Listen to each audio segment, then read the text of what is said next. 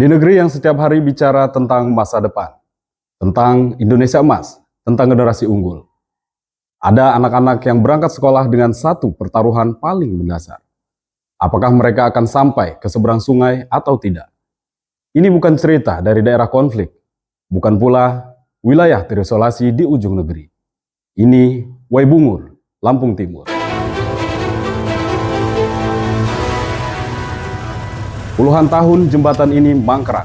Puluhan tahun pula negara melalui para pejabatnya membiarkan anak-anak sekolah mengayuh nasib di atas perahu getek rapuh. Hari ini kami tidak sedang menyiarkan berita biasa. Ini adalah editorial. Suara kemarahan yang sah, suara kekecewaan publik, dan suara anak-anak yang terlalu lama dipaksa diam.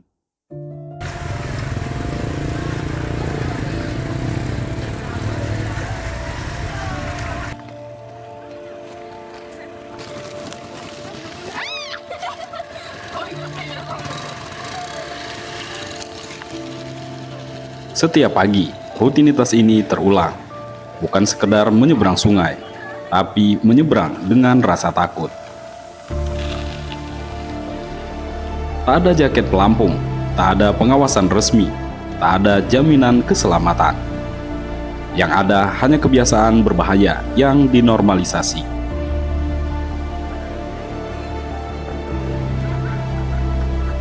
Seolah-olah mempertaruhkan nyawa demi sekolah adalah hal yang wajar.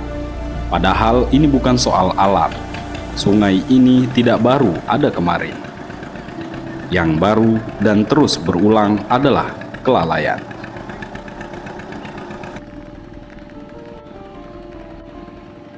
Jembatan Waibungur bukan sekedar rusak, ia adalah monumen kegagalan.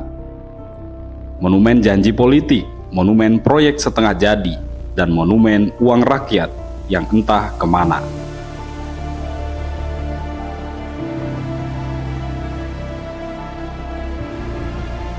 Pembangunan jembatan ini bukan sekali direncanakan. Ia muncul di banyak tahun anggaran, datang bersama janji, pergi tanpa hasil. Uang negara dikucurkan, proyek dimulai, lalu berhenti. Dan publik hanya disuguhi satu kalimat klise. Anggaran belum cukup. Pertanyaan sederhana, kemana anggaran yang sudah cukup itu pergi?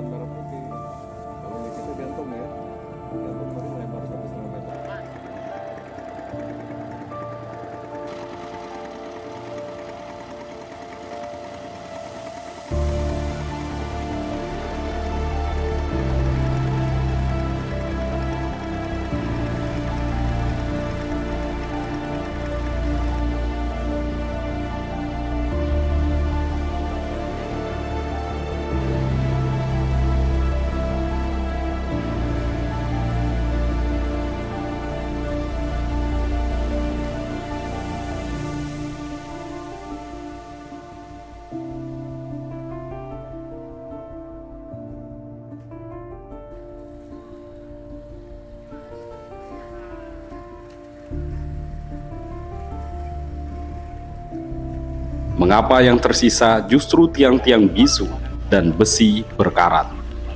Jika ini bukan akibat perilaku koruptif, maka apa namanya ketika proyek publik dibiarkan mangkrak puluhan tahun, sementara generasi muda menanggung risikonya setiap hari? Korupsi tidak selalu terlihat seperti uang tunai di dalam tas. Korupsi juga hadir dalam bentuk pembiaran, dalam bentuk pembungkaman, dalam bentuk pura-pura lupa.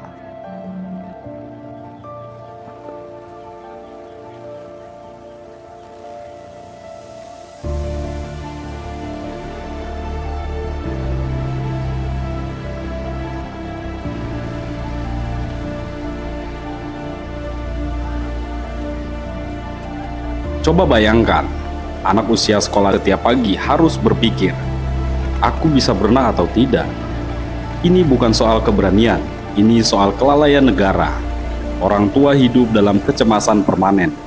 Guru mengajar dengan rasa bersalah, dan anak-anak tumbuh dengan trauma yang dianggap biasa.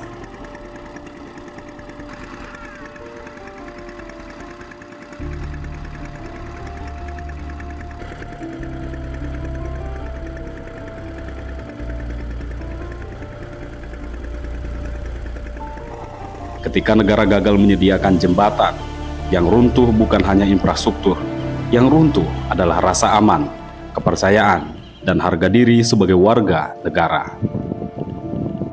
Kepada para pejabat daerah Lampung, pertanyaan kami tegas dan terbuka. Berapa lama lagi anak-anak harus menunggu empati Anda? Berapa kali lagi anggaran harus disahkan tanpa pengawasan nyata? Dan berapa nyawa yang harus hampir hilang sebelum jembatan ini dianggap penting?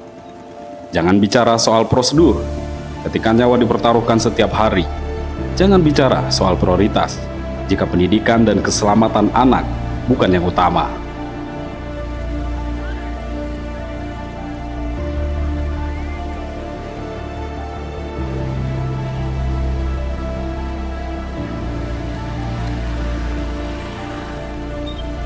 Jika Anda bisa datang saat kampanye, mengapa tak bisa datang saat tanggung jawab menagih janji?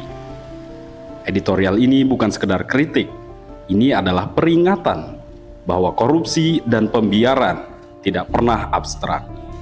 Ia selalu punya korban, dan di Waibungur korbannya adalah anak-anak. Jika negara masih punya hati nurani, maka jembatan ini seharusnya sudah berdiri kemarin, bukan esok, apalagi entah kapan.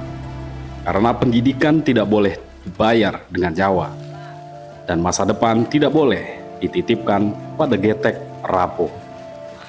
Kami akan terus mengawal karena diam adalah bentuk lain dari kejahatan. Dan jembatan Waibungur adalah ujian apakah negara masih berpihak pada anak-anaknya. Saya, Dani Sucipto, salam jurnalis, salam IJTI.